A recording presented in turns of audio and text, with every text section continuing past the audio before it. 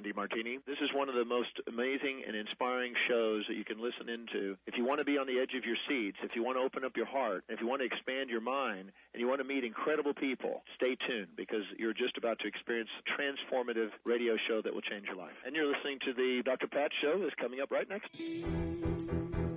Welcome to the Dr. Pat Show. Talk radio to thrive by. Powerful, inspiring, and coming to you live, bringing you stories of people like you and me, busting through and living life full out. Get ready to dare to wonder what your life would be like if you knew you could not fail.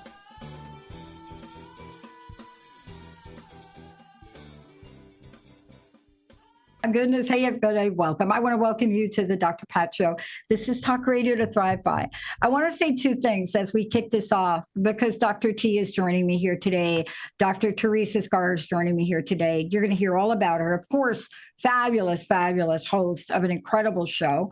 But more than that, you know, this is somebody that has dedicated her life, you know, in the field, let me just say in the field of social psychology, certified mind body medicine expert, qualified mindfulness-based reduction instructor. But more than that, we're going to be talking about something that very few people talk about. And this is really the thing we need to talk about now. And, you know, during the show today, aging mindfully, what does that mean? Well, wait. How do you experience grief? What does that mean? So let's just talk about this for a minute, Dr. T, and welcome to the show. Let me just get right there with you on that. Thanks so much for having me. I'm excited to be here. All right. Okay, let's start out with this. Yeah. Last Saturday, we put on a party. Yeah. From my buddy Howard, my table tennis coach. It was his birthday. So when I think about aging mindfully, I watch him celebrate a birthday and not let the number that he celebrated get in the guy's way. 87.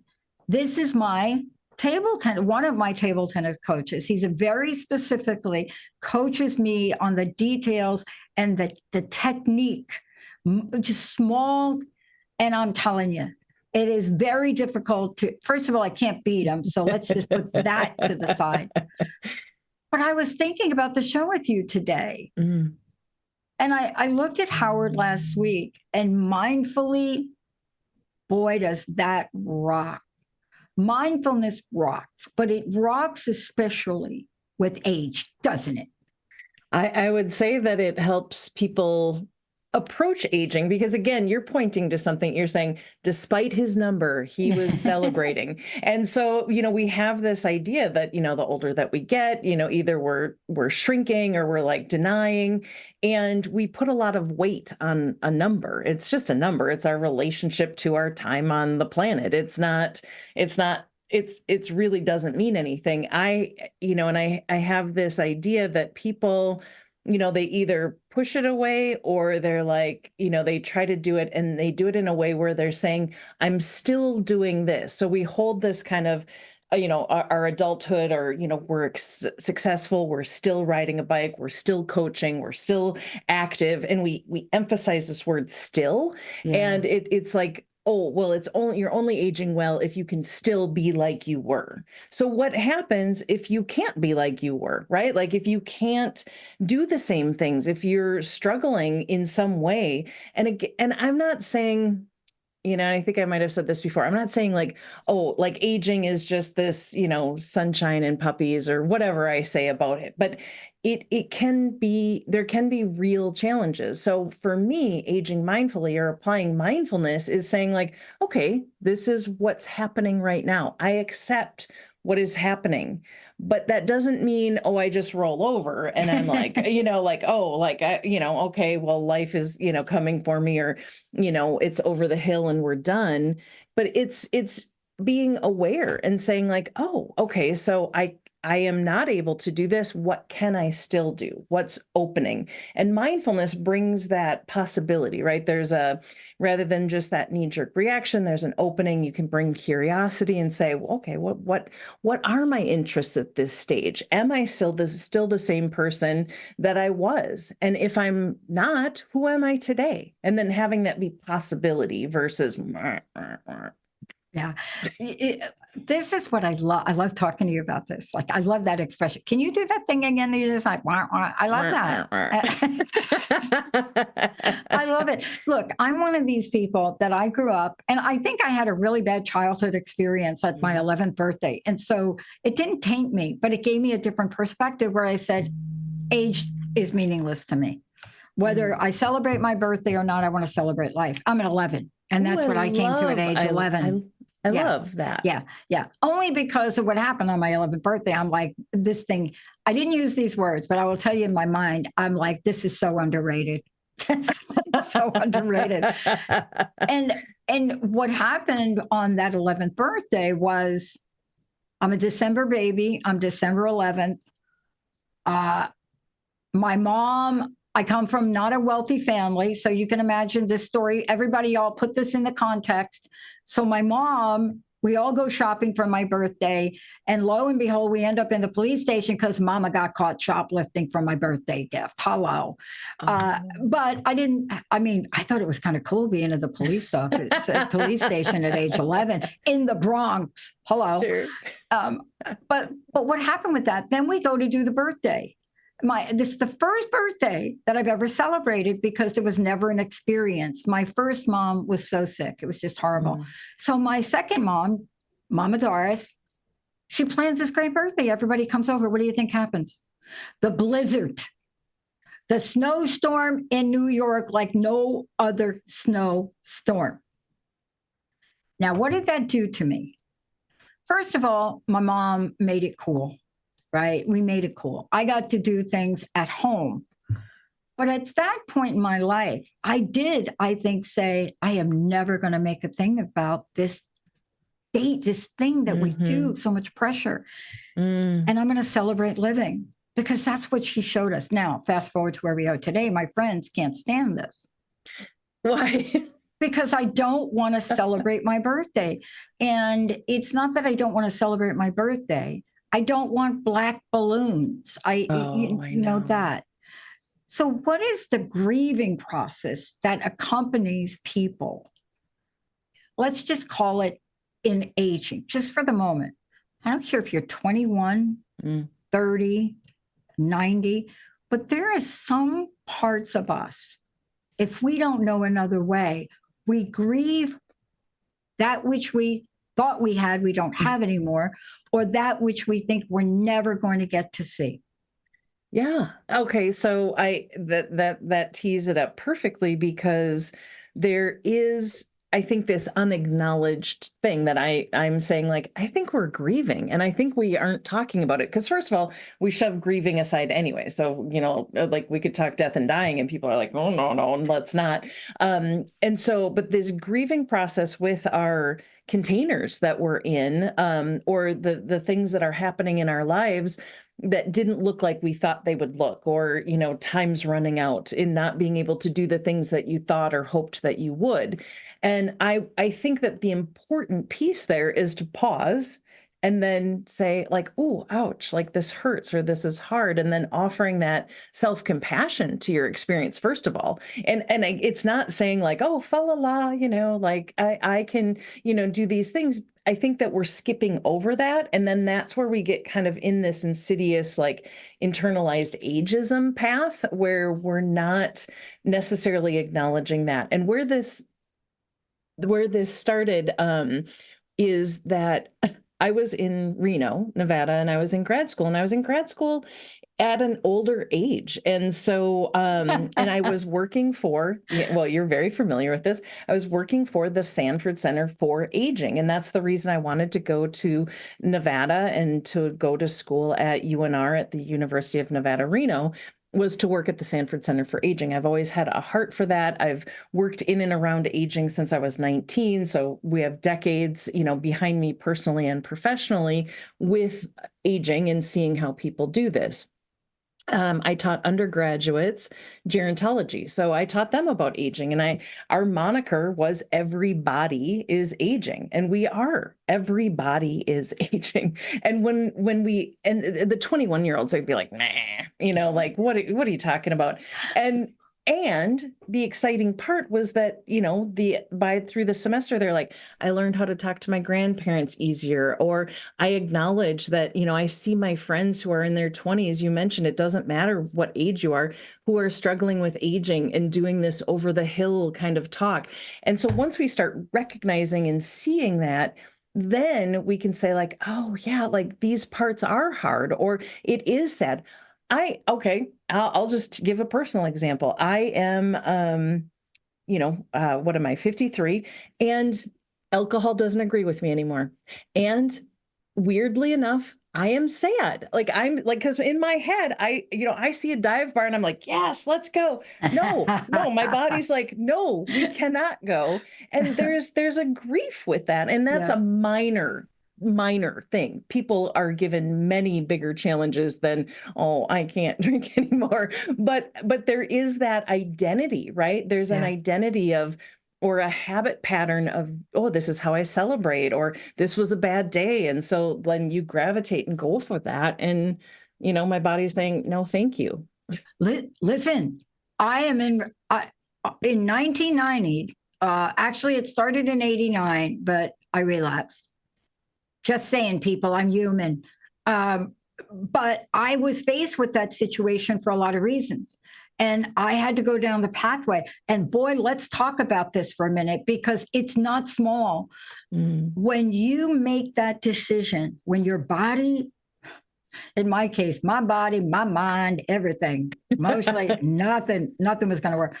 But there is grieving. And you know what? We don't talk about this enough for people. That's why we're starting an addiction channel, because we don't talk about this enough, Dr. T. We don't talk about grief enough when we go through life changes. And that particular thing you mentioned, you're not just grieving over not being able to take a drink or not wanting to take a drink. My entire life focused around alcohol. I was so disappointed, Dr. T, when Linda and I went to Disney World and they did not have alcohol. Who does that, Disney? But I'm just saying, it is a change where everything in your life changes. But let's talk about what you've learned. And thank you for sharing your study. Thank you for talking about why this is important to you. Because there's one thing I want you to really comment on. There's the idea of aging, and there's the idea of getting old, and they are not the same. And I think we need to change things up. The latest study I read, tell me if this is true. I don't know. I don't know what's true on the internet anymore. Sure. It said older adults experience grief at a higher rate than younger adults. Now, some genius came up with that. Some study came up with that. Does that even make sense to you? Well, so there's a couple. Let's have a chit chat about it. Well, let's just you and me be opinionated. All right. Well, my dissertation is actually looking at grief in older adults. So I did spend a lot of time with the research, and there are more occasions to experience grief: loss of partners, loss of friends, loss of family members. So like in the death realm, and then also in the physical, like your own physical being. But what is happening is usually what it shows is that people who are older have more resilience, right? So they're not maybe expressing it because it's not that first hit of like loss or, loss in your life. And people go, oh, I mean, we learn there's impermanence, right? It's like, well, I feel these things and maybe this grief, it never goes away, but you learn to live with it and your life grows around that grief. There's a beautiful image of that. So we, that first hit of grief, it's like shocking. Or if there's been years in between, it's like, oh, I forgot like how powerful this experience is. So I would say, yes, I would agree that people are probably experiencing more grief, but how are they relating to it, or how is it impacting them? What is your sense of that? Can you talk to that a little bit? Because this is your area of expertise. And I think it's so interesting. I wasn't kidding when I started the show and said, I want to be like Howard when I grow up. But I'll tell you what I'm also noticing that's influenced me quite a bit. And I think it annoys Linda now, who is staying with me. We watch a little bit of TV. We don't really have a lot. And oh my gosh, I am not affiliated with this channel, but I must say this for Linda, the Hallmark Channel. I immediately know that when the TV goes on, go to channel 702, the Hallmark Channel. Right. For me, I want to see Brad Pitt in World War Z for the 20th time. But we're going to go. But what I'm noticing is the commercials are different. And so what I'm noticing is I don't know what's happening, but I've never seen more advertisements for people that are aging, and not aging, but the range where the commercials are telling you there's something wrong with you. And even if there's nothing wrong with you, you need to go get this injection just to make sure you don't get that something wrong with you. But very few are uplifting people. How much of that societal messaging? Now, we know about advertising. We understand the subliminal messaging, but it isn't just that anymore. It's pop-up ads. It's how much of that do we allow to enter in and negate any form of mindfulness we may have to be like a Howard? Yes. Well, you've brought up many things. So first of all, the anti-aging is I think the last stat I saw was like a $65 billion industry worldwide. Yeah. And so, and yes, because a lot, the world is aging, right? So our society is aging. And yet we're given these message that aging is bad, youth is good, do everything you can to, protect and, look as youthful as possible and, eradicate this and eradicate that at the cost of this and that. So we are getting messages, right, that tell us like, oh, well, don't do that. You're not desirable. You're not viable as a human. We want to shove you aside. But if you do these things, then maybe you won't. When I first moved to Nevada, it's much drier than Minnesota. And so I went to one, like a Sephora or somewhere, I don't know where I was. And so I said, oh, my skin is really dry. And they looked at me. And so they brought me over and they pulled out this container and it was called Hope in a Jar. Hope in a jar. I didn't know you could buy Hope. First of all, I didn't know you could jar it. But this cream was Hope in a Jar. And I thought, what is happening? Like my skin just feels dry. I don't know what's happening.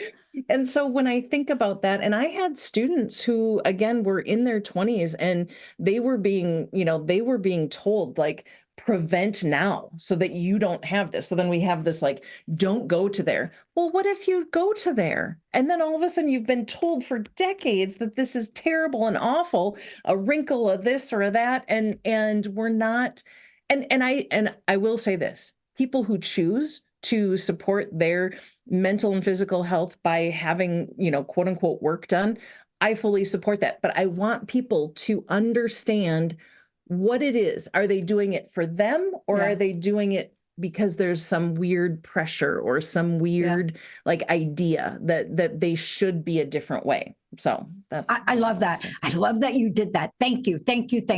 Because how did you phrase it? Doing work on ourselves. That is as ancient. That thing right there, they didn't call it doing work on themselves. But the idea of transforming this, everything from mouth plates, ear plates, head plates, these were rituals. Yeah. When you look at the Egyptians and some of the Egyptians' portrayal, and when you look at the archetype that Egypt portrays, right? I don't think I've ever seen any kind of glyph or graphic of a pharaoh or Nefertiti.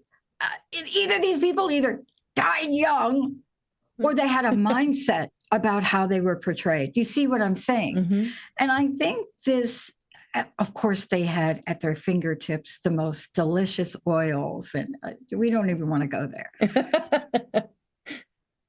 But we want to shame people. Yeah.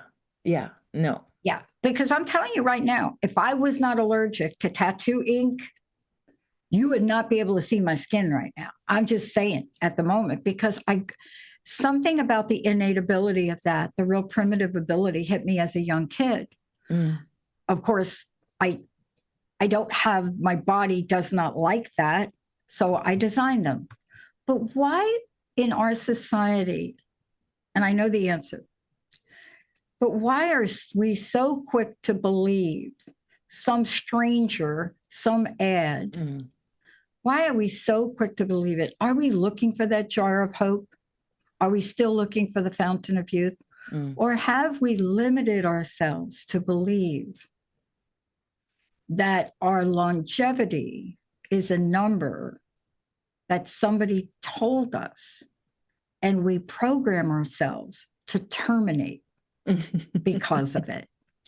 Well, as always, multi-part. I wish I could dive down every avenue and door you opened there. So first of all, I what I've seen in my own life and seen, throughout my studies, our relationship with our containers start, in an awareness, probably 10, 12 years old. There's children who are having disordered eating and eating disorders and all of those things because we're told that our body should look a certain way. So we're getting that messaging, right? Then we start going like, oh, well, do everything to not have this happen. And so we've built in this kind of external, feedback loop where we're like trying to fit into what someone is saying that we should be. That's why I say I don't want to demonize anything. Like, people can do whatever they want as long as it's to make them feel better, right? But in an informed better, right? Like, I'm doing this because I want to honor my container. I want to honor my experience. And I'm doing this out of love for my body, not rejection, hate, and pushing away. And so I think that there's a really fine line and distinction with that, so that we can say, I am embracing who I am as a person. And that starts like so young, like, making friends with your body and making friends and having this relationship where I have needs and I can ask for those needs to get met, and I can meet my own needs because I'm not, whatever judgment. And so that I would say is one of the things of how we're so susceptible for it, because it starts so early. I mean, Oh my God, I love this. Okay, so let's talk about body image, aging, and grief. We're going to take a short break, but I want to talk about this for a minute because I grew up with serious body image issues, and there are a lot of reasons. I was abused as a child, and so there were a lot of reasons for it. But if that's you, beware. Hold on to this before break. If that's you, beware of making friends with people that live in Hawaii. When we come back from break, I'm going to tell you why. Beware. If you have body image issues, beware of this, because I guarantee you by the time you spend time in Hawaii, they will be gone. Let's take a short break. We'll be right back.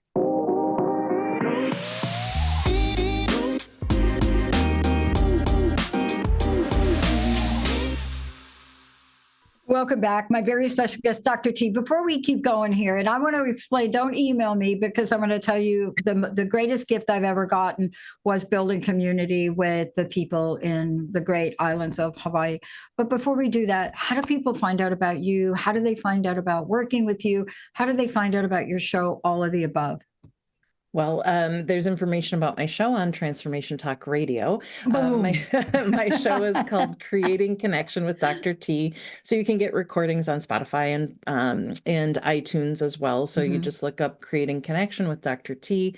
My website is ccwithdrt.com. So that's Creating Connection with Dr. T, but the initials. So ccwithdrt.com. And there's lots of different ways to work with me, and you'll find contact form, and you can link right to my calendar, and we can chat and talk about what you're working on and how I can support you. Now, I want to tell you about my comment before the break. And Please. I really mean it, because I grew up really not feeling good about my body for a lot of reasons. And, you don't understand why when you're younger. I mean, it's great for us to be able to sit here, and especially me now knowing what I know about mindfulness, and especially aging mindfulness, but also, body image mindfulness. And so the best thing that ever happened to me was spending so much time on the beautiful islands of Hawaii and meeting so many people, people that were part of the land. One of my friends was a Kamehameha Hawaiian language teacher. But what I learned is how confident people are in who they are. Now, the people of the island, the indigenous people, suffer greatly, still do to this day in so many ways, but it doesn't affect how they feel about themselves. No size. You don't be this size. You don't be that size. When I first went, I was shocked at the joking they do with each other about race. And I mean, I really was. And I came from a diversity organization, and I'm like, oh, no. But what I meant by that is, even me, it took me a while. But after a bit, when you're the only one fully dressed, jumping in the hot spring, you start to think, maybe I'm missing something here. Yeah. And I'm grateful for my friends in the community there for embracing me and helping me get past that. Because the minute that you can get past something like that, and people are there supporting you, and let's go to your what you talk about, let's go to those connections. If you can do that, have that experience, then mindfully aging, or aging mindfully, takes on new meaning. And this is important. I don't think, Dr. T, and I want you to comment on this, I don't think it's a mystery why in today's world we are seeing people that are aging being depressed. Now, why do I say that? What did my grandmas have? What did all the grandmamas, and then my stepmama's mama, what did they have that adults now that are aging don't have? You see, the world has changed. My grandmama was happy. She was a jokester. She would play the most ridiculous jokes on my grandfather. The woman was happy. I never saw her stressed. She did not have high blood pressure, but something has changed in our society. Can you tell us what that is to create now this conversation about grief and aging? Yeah, I think communities looked different. Now we're kind of spread out all around the world, and we do have technology, so we can communicate in different ways, but meaning and purpose, right? So I'm guessing that with your grandparents, there was some meaning and purpose that was being fulfilled, whether it was engaging in the community or supporting family that we don't have. And some of my students didn't even know their grandparents because they either lived so far away or there was a language barrier. So we don't have that.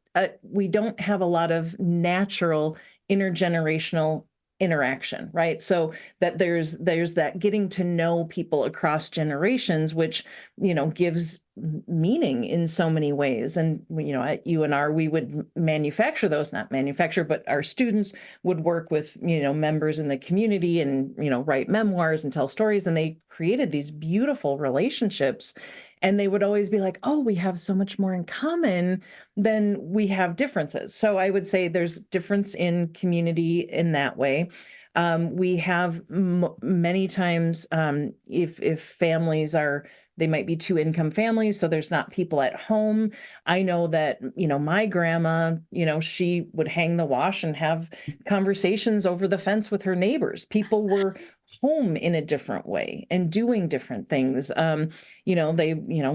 She would get out my grandma would get out her frustrations by making bread on Friday. So she'd punch it out, for the week, and then she'd go on a bowling date with my grandpa, so there's, I think, and I saw a comedian just recently talk about, it's stuck with me, that there was built-in mindfulness before we had technology in our pockets. We can distract and numb and engage here, getting kind of that tunnel vision. Whereas, before, maybe you're looking around and you're like, oh, I'm going to mindfully make bread and get my frustrations out. I don't know. So that's my long-winded answer. No, it's a great answer, because I think you're pointing out three things. One is there is a separation now between parents, grandparents, and children. Mm-hmm. It's just the way we are right now. It's the way our culture, society has evolved. Once upon a time, if you live like my family, they lived in a part of the Bronx, and boy, we all lived there. We all lived in the Bronx until one of them moved to Jersey. Yeah. And then the second one moved to Jersey, and then the third one moved to Jersey. Then we moved to Jersey, right? But we didn't go from the Bronx to California. Mm-hmm. And the siblings had a different understanding of what their role was in the family. And technology did change it. Mm-hmm. Not just technology for technology's sake, but the opportunities for careers. Yeah. You see, it isn't just technology. It's technology and what opportunities were created that didn't exist for my parents. We went from a manufacturing industry where, okay, if you were you live by the factory. Hello.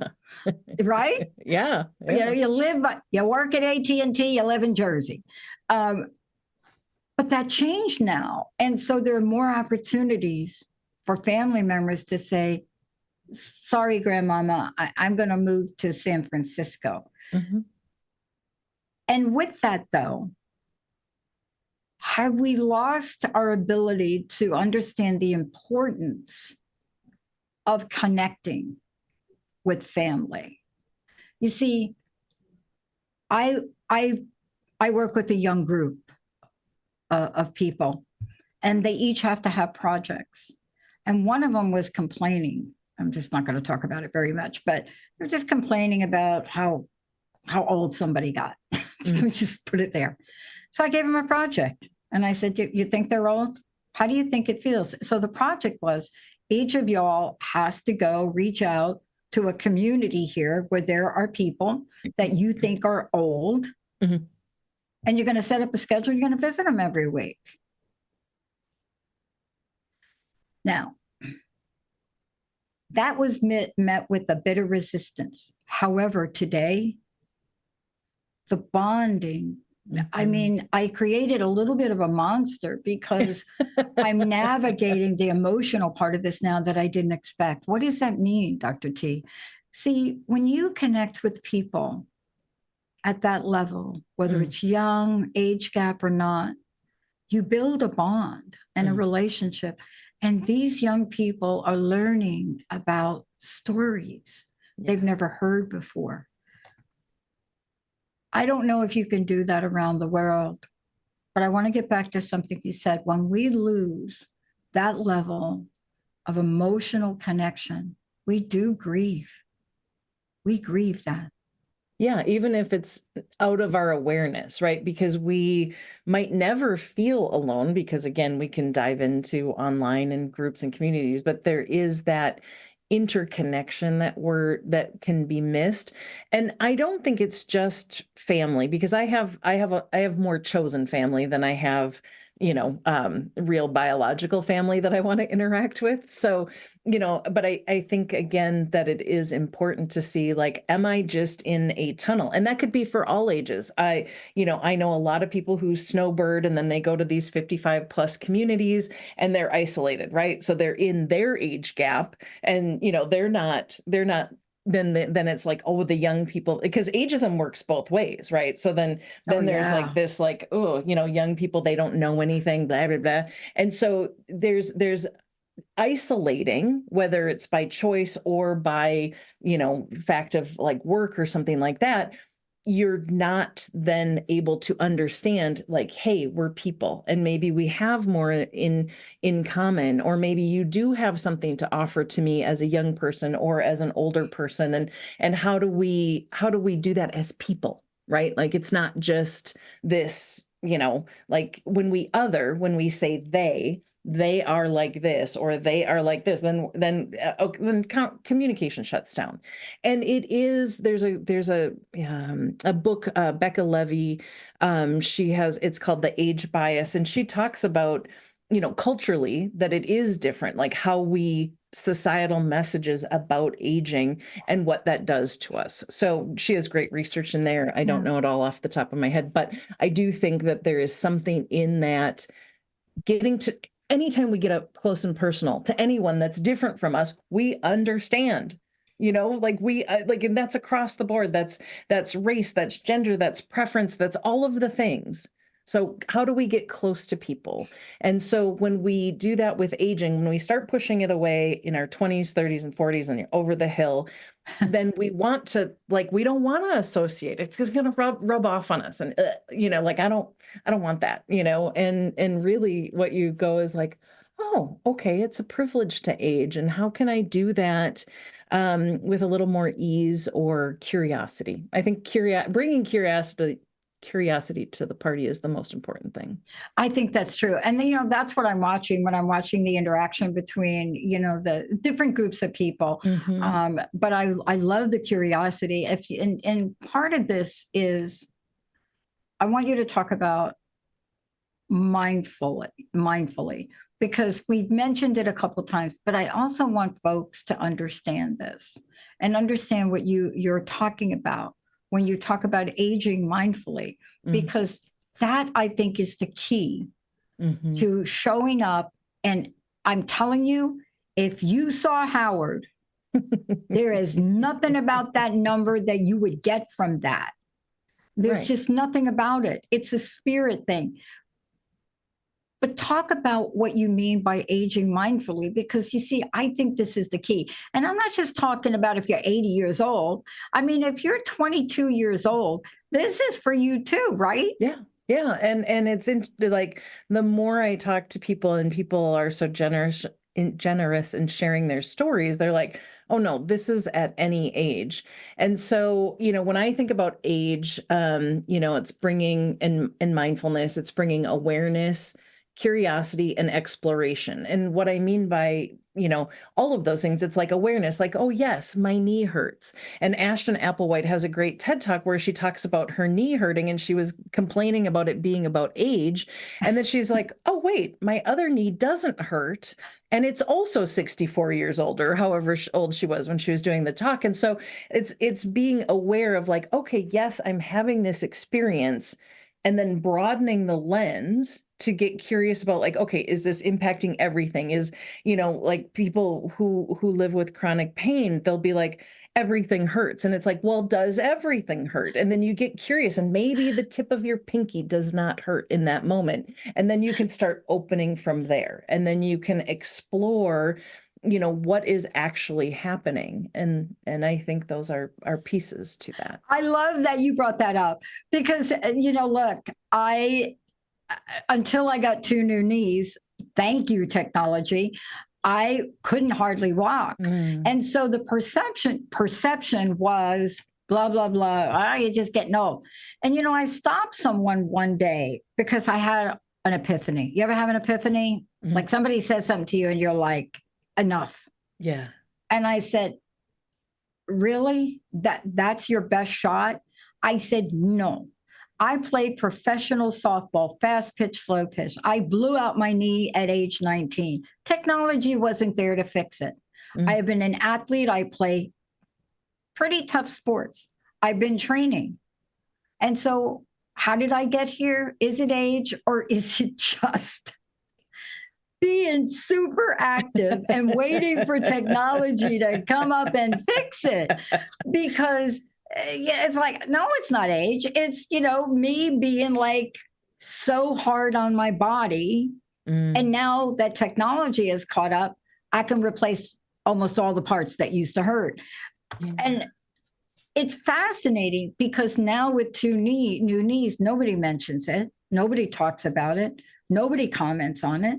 There isn't anything that goes on about it. I don't limp anymore. And, I have a cousin over in Italy, and I have cousins in Italy and South America, but there's a couple of, it tells these stories about how he approached one of our papas, senior papa, their papas, and carried a cane, walks with a cane.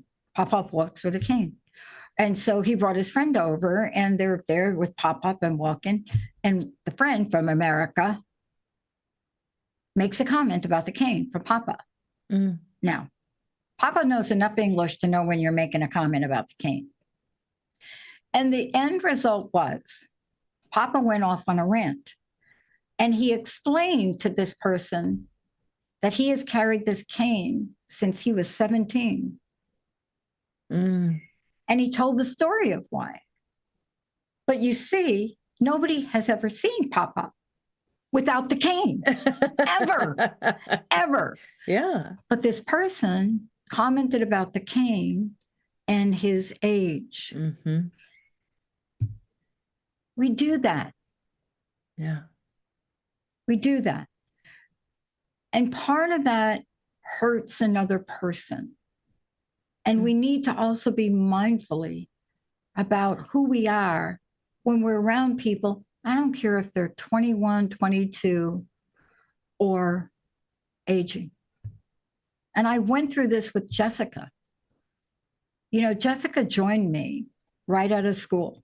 And I gave her a lot of responsibility. I do that with our producers now. I don't care how old they are. A lot of responsibility. And I watched what would happen when we'd go out to events, and this beautiful young woman would be at this event, and I would defer to her. Or I would get on a call, or Jessica would get on a sales call, and they'd take one look at her and just not take her seriously. And as a business owner and somebody that is aware of this, that there's no room in our society to judge people based on a number. And we're doing it, aren't we? It doesn't matter if you're old or you're young. If you're young, you're too young to be smart enough to know anything. And if you're old, you're old enough that you don't remember what you learned. And so we have to just stop this, don't we? Yeah. I mean, that's why I'm passionate about changing the narrative about how we talk about this or how we approach it, so that we're not getting trapped in these, kind of habit loops of either dismissing or, thinking a certain way is a better way, right? Like that we're like, oh no, you're too young. You're not this way. And then what happens the other way? I was out with my friend Virginia, who's now 97, but at the time she was in her 80s. And I noticed how people were talking, like we were at a restaurant. The server is looking at me going, what would she like? And I'm like, I don't know, ask her. And then, when we were at the bank, the woman used what is called elder speak. And elder speak is that sing-songy, like, oh dear, how are you today? And she was like, oh, what are we doing today? And I was like, oh my God. And so like, I kept seeing these examples throughout the day as I'm going through the day with Virginia. I did share it with her, which then shattered the glass. And so then she saw it all the time. And she was like, oh, and I was out with my daughter-in-law and they were talking to her. And we make, as you said, we make assumptions, like with the pop-up, like carrying a cane, thinking that's age related. We look at someone who might have different colored hair and glasses and appear a certain age. And then we talk louder because we think you're hard of hearing. And, it's like we assume so much. And it's one of of the only areas that we still allow it to be a source of poking fun. Look at any card aisle, at, any birthday card aisle, and it's, making fun of aging. And there's something to be said with, keeping a sense of humor about maybe some of the things that are happening. But when we're doing it to a point where then we're making assumptions on how people are, and then dismissing them, whether it's young or old, then we really limit what's possible. Yeah. Okay. I got to bring this up. I am fascinated with certain women in Hollywood that have taken on incredible producing roles. I mean, powerhouse. There's the dynamic duo of Reese Witherspoon and Jennifer Aniston and what they've done with the morning show. It's just crazy. But here's what I've noticed. I have to mention Barbie. Barbie snubbed at the Oscars. Whatever you believe, this is not the point that I'm making. But I want to talk about Margot Robbie for a minute. This woman is amazing. Kind of going through what Taylor Swift went through. This woman is a high-powered, genius producer, out of the field, out of the gate, challenged the traditional in Hollywood and got behind and literally with her and the director brought Barbie to the screen. Now, what's the problem with that? She played Barbie. So what you start to watch, if you watch it, I don't do it anymore, but how they look at Margot Robbie and Bobby and Barbie as the same person. And I remember watching the stream of post, and I went out there and what I did is I got a picture of Harley Quinn, of Suicide Squad. Yes. Margot Robbie. Love her role there. And I have to tell you, people were shocked that was Margot Robbie. They were shocked that, I was like, who do you think is playing her? I mean, they were like debating that wasn't her. And I'm like, oh, wait a minute. But you see what we do? It's so easy to now associate somebody that is so not like Barbie in the stereotypical way. Of course, nothing was about stereotype in that movie. But now we take exactly what you said, a behavior, and we overlay it on a person. And boy, that's what gets us in trouble, doesn't it? Yes. And the judgments and it's wild. It's wild. Look, I want to ask you this in the time we have left. We have to do something here. We do. We have to be able to start the narrative, but also there has to be action that people listening today can not just be more mindful, but become an advocate for changing the narrative. And I think that's what's important. For me, it was a couple of social media posts where I was like, please, Barbie and Margot are not, that's like a movie character, right? Yes. I mean, you know that? This is not the person. It's like Kevin Costner in Yellowstone. It's like people, that's an acting role he has. He doesn't walk around with a gun. I don't think so. But we do that to each other because you see, this is where we are. There's so much media. What is the action? Give us an action plan.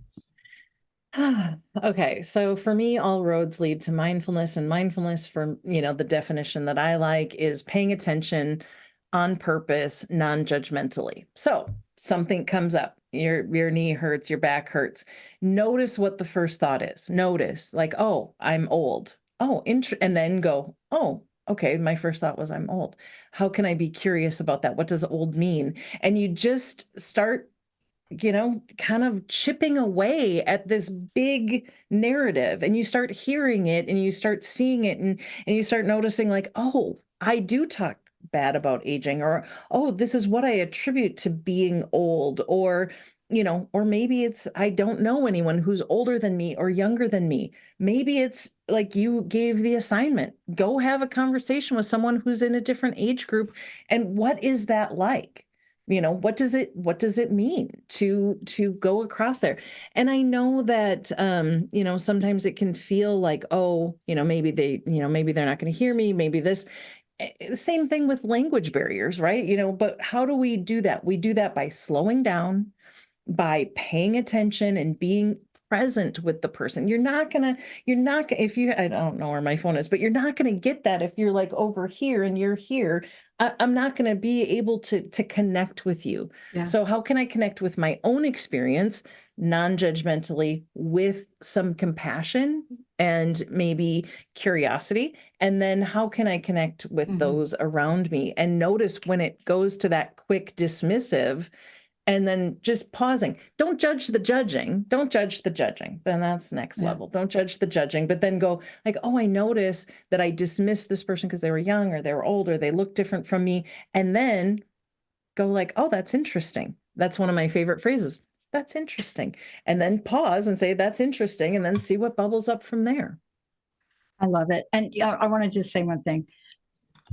I love that you did the cell phone thing.